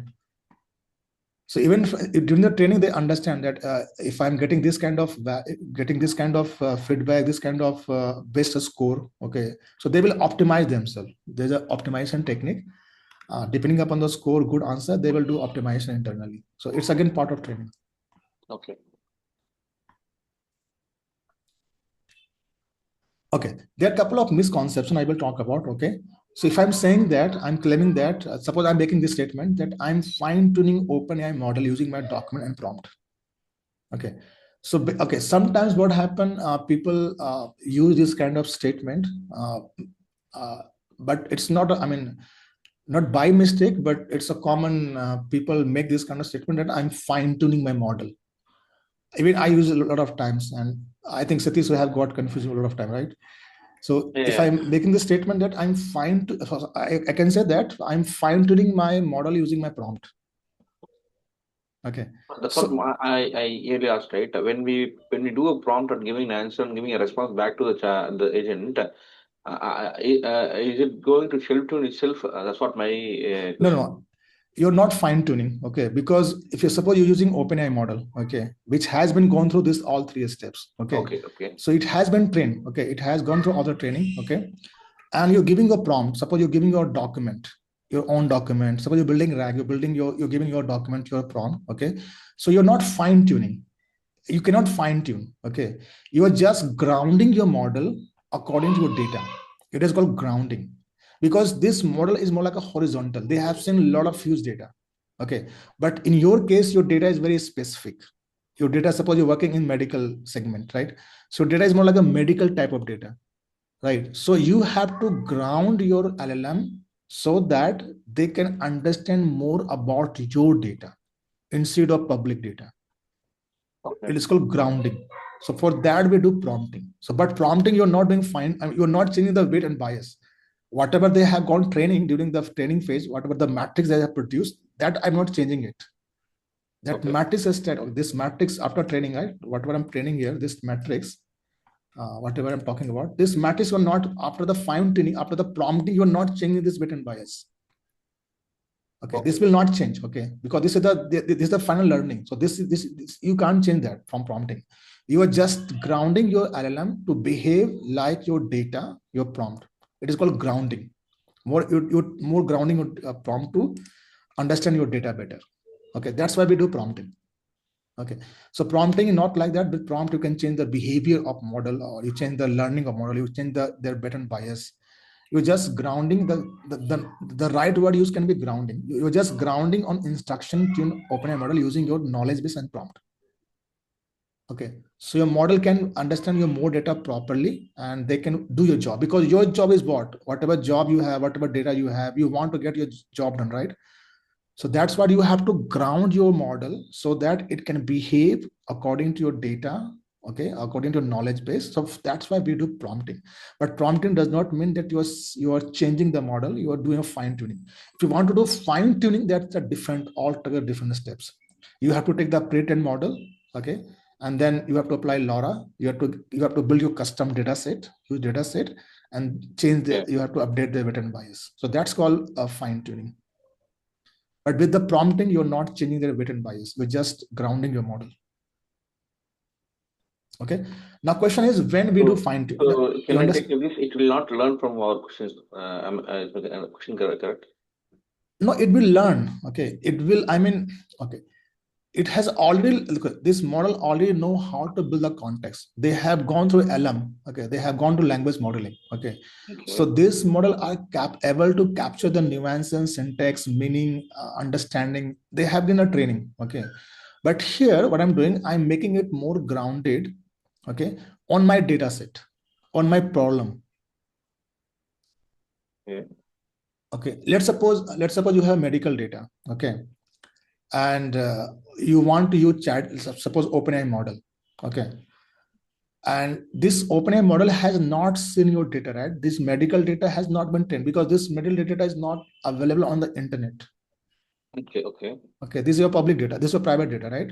So if you ask any question about your medical data, how they can respond, because they haven't trained on this data. This is not the part of the vocab size. Okay. Whatever data set you're using internally, this is not the part of training, right? This is not part of the training model. They don't have a vocab size. Okay, so you cannot change the vocab size. Okay, what you can do, okay, you know how to build the context. That's okay. You know how to interpret the word, syntax, grammar, syntax, meaning. You know that. Okay, you're just doing a grounding on your internal data. Okay, so that LLM can work according to your data without fine tuning. You're not doing a fine. I mean, you're not changing the weight and bias without fine tuning. If you want to use LLM for your personal work, internal work, you can do with the RAG. That's why RAG is important. Okay. So there are two approach. Okay, there are two approach. The approach number is that no, I don't want to use RAG. Okay, what I can do, which is a very expensive approach. Suppose I have problem statement. Okay, I want to use LLM. Okay, but LLM is horizontal. It's more like a horizontal. It has a lot of data. Okay, and suppose I have my own. Suppose I'm a bank. Okay, I have my own financial data, which is not public. It's a very private data. I have a private database. Okay, I have a huge database of banking. Okay, customer name, mutual fund, a lot of data about my banking domain. Okay, so LLM has not seen this data. Okay, the training, whatever weight and bias they have produced after training, it is not in the part of this vocab size, right? Yeah. So how this LLM will understand my data? I want to build something around LLM, okay? Because see, this LLM is very capable to understand the meaning, context.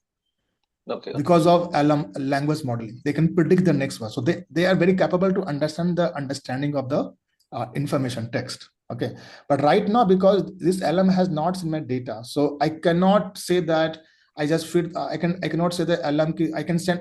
There will be one case that I can ask LM ki, what was the transaction happened on this day, something like that. Okay, so they will. I mean, they haven't seen your data, right? So it will not understand your corpus.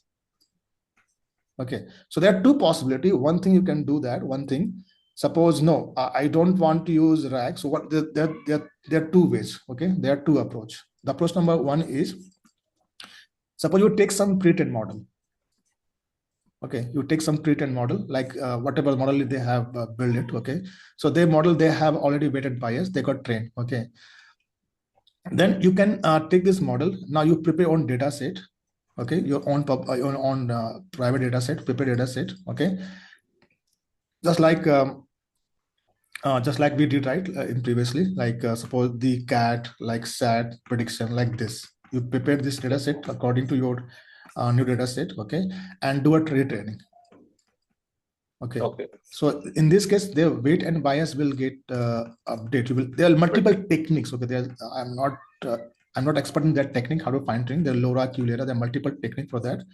But here you are, you're preparing on data set and you're doing a fine retuning. You're doing a retraining. Okay, you're changing the weight and bias. Okay, but this approach is not preferred mostly. It's very expensive model. It's very expensive approach. Okay, so if we have a specific need that I want something, there can be one use case. Okay, where you can do where you need to retrain. Okay, find when to do fine tuning. Okay, let's suppose I want to perform some task called entity. It is called NER. Okay, name entity recognition. Okay, suppose, for example, I have a claim data. Okay, I have my claim data. Suppose claim form. Okay, it's an insurance company claim form. Okay, in the claim form, I have multiple. Suppose in the form I have some claim data, like the claimant data, the bank data, the insurance data. There's some information in my data, claim data. Okay, and I want to use LLM to extract. This task is called NER task. Okay, it is called name entity recognition. This is a task. Okay, the task says that suppose if I say that suppose this is my statement, the apple is in US. Okay, suppose this is my statement. Okay, from this statement I want to know what is company, what is country. It is called entity recognition. Okay, so the company will be Apple. Okay, and the country will be US. So suppose I want to extract this kind of information from my data set. It is called entity recognition. Okay, so if you're using LLM, this kind of open source LLM, so your open source LLM had not seen your corpus, it has not seen your data. So maybe they will do some job, but it will not do 100%. The accuracy will be poor if you want to perform a claim data, because this claim data has not been seen by LLM, right? So how they will find that this claimant is what, this is what? They haven't seen the data. So the entity recognition will not work in this case. So in this case, what you can do, if you have this kind of task, then you can take some LLM, okay? Yeah, open source LLM, yeah, Mr.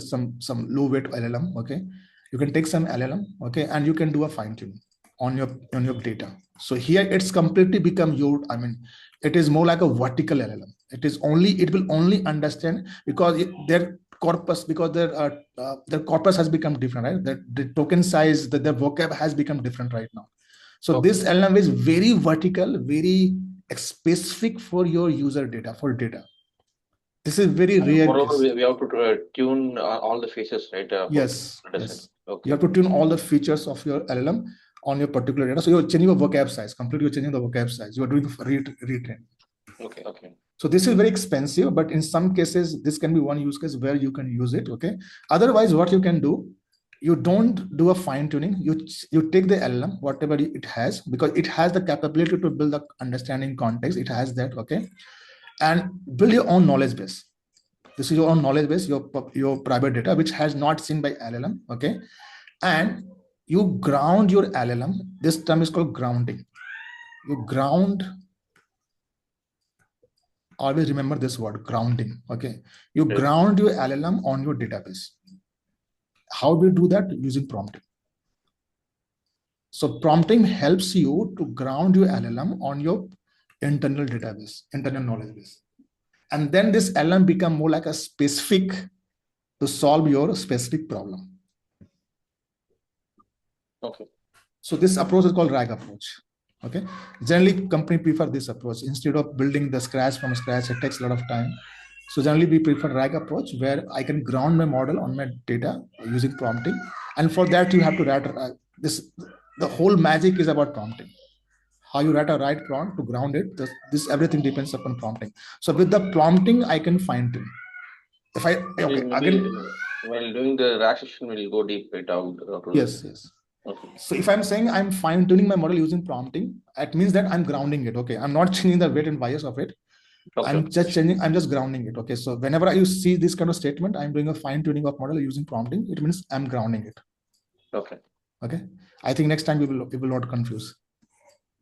No, it's clear, because I thought a different topic because I'm an end user. If I give my information to learn, I thought it will learn from the mind, but it's really not the case.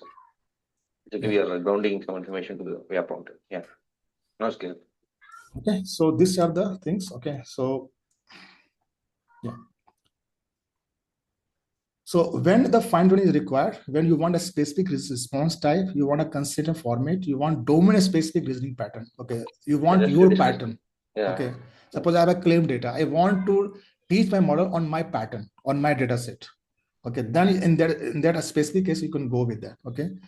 But prefer first to check whether you can apply RAG. If you can achieve with the RAG, then fine tuning is not required.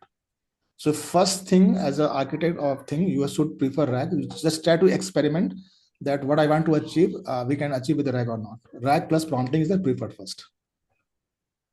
Okay.